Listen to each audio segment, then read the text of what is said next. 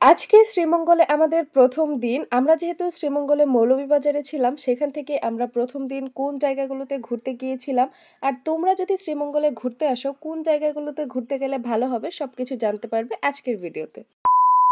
আসসালামু আলাইকুম everyone, welcome to my another new blog. কি অবস্থা সবার, কেমন আছো সবাই? আজকে শ্রীমঙ্গলে আমাদের ১ম দিন। আমরা গতকাল রাতেই শ্রীমঙ্গলে এসে পৌঁছাই, যেটা তোমরা অলরেডি আগের ভিডিওতে দেখিয়ে নিয়েছো।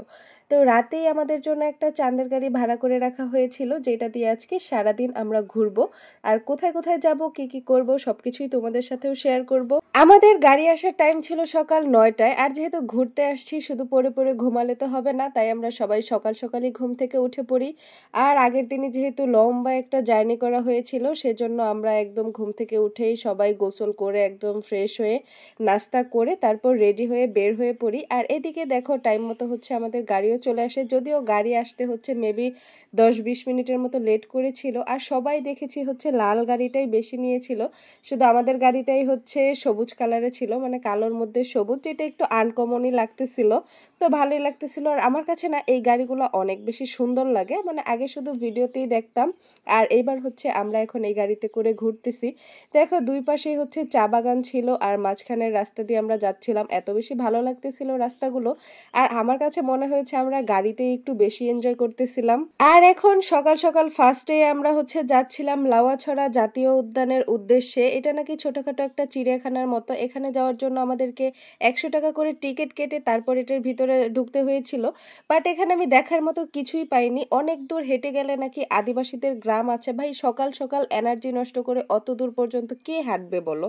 তো এখানে আমার একদমই হচ্ছে মনে হয়েছে শুধু শুধু ১০০ টাকা করে টিকিটটা কেটেছি আমরা। তো ভিতরে এসে শুধু দেখার মধ্যে একটা জিনিসই ভালো লাগছে, এই বানরগুলো। বানরগুলো এসে মেহেরিমার হাত থেকে চিপসের প্যাকেট নিয়ে গিয়েছিল, সেটা নিয়ে আমরা সবাই অনেক বেশি মজা করেছিলাম। তো ভালো লাগার মধ্যে এতটুকুই ভালো লেগেছিল। আর এই ট্রেনের রাস্তাটাও দেখতে অনেক বেশি সুন্দর ছিল। তো তারপর আমরা এখানে আর বেশি হাঁটাহাঁটি করিনি, বের হয়ে পড়ি। তারপর এখানে দেখলাম পাহাড়ি পেঁপে ছিল, বড় বড়, ভিতরে একদম লাল, যেটা দেখে আমাদের খুবই ভালো লাগে। তারপর আমরা সবাই এখান থেকে হচ্ছে পাহাড়ি পেঁপে খেয়ে আবার হচ্ছে গাড়িতে উঠে পড়ি।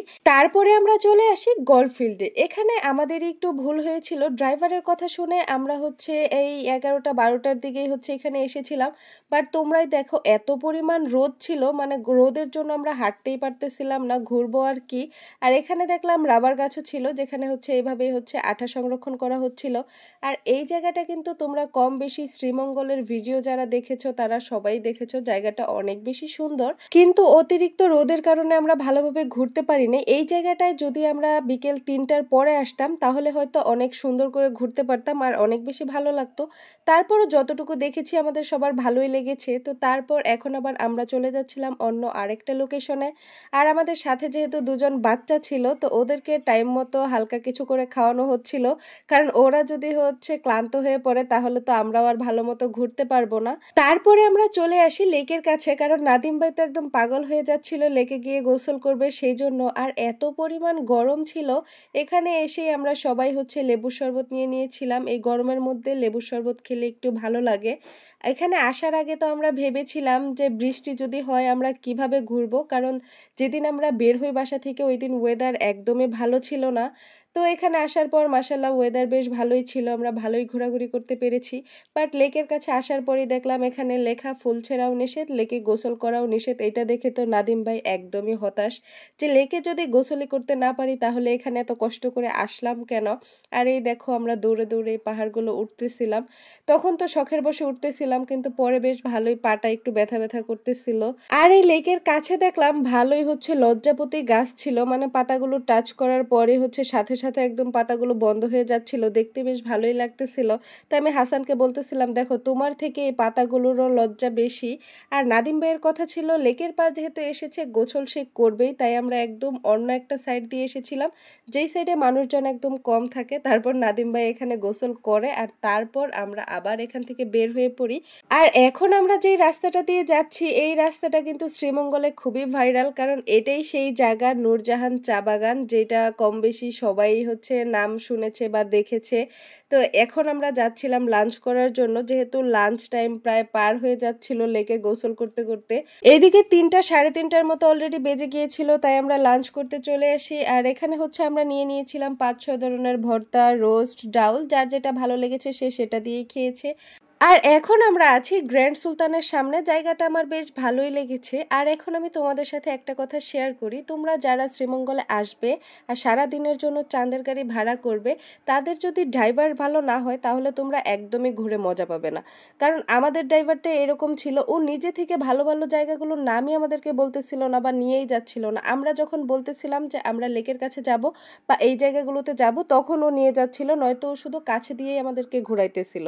আর এক জায়গা থেকে ঘুরে আসলে সেই জায়গায় যখন আমরা আবার একটু নিয়ে যেতে বলি, সেই জায়গায় ও আর আমাদেরকে নিয়ে যেতে চাচ্ছিল না। এখন আমাদের কথা হলো যে আমরা টাকা দিয়ে সারা দিনের জন্য ৩,৩৫০ টাকা দিয়ে গাড়িটা নিয়েছি।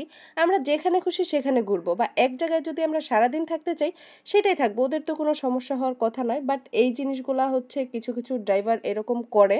তাই চাঁদের গাড়ি ভাড়া করার আগে অবশ্যই চেক করে নিতে হবে যে ড্রাইভারটা কেমন, কথাবার্তা কেমন। যাই হোক, তোমাদের সাথে কথা বলতে, বলতে কিন্তু আমরা অলরেডি আদি নীলকান্ত চা কেবিন থেকেও ঘুরে চলে আসছি চা খেয়ে। তো যাই হোক, আজকে সারাদিন কোথায়, কোথায় ঘুরলাম সবই তোমাদের সাথে শেয়ার করলাম। তো আবার দেখা হবে তোমাদের সাথে নেক্সট কোনো ভিডিওতে। আর নেক্সট ভিডিওগুলোতে কোন, কোন জায়গায় আমরা ঘুরেছি সেগুলোও তোমাদের সাথে শেয়ার করে দিব। তো আজকের ভিডিওটা এই পর্যন্ত শেষ করছি। দেখা হবে নেক্সট ভিডিওতে। আল্লাহ হাফেজ।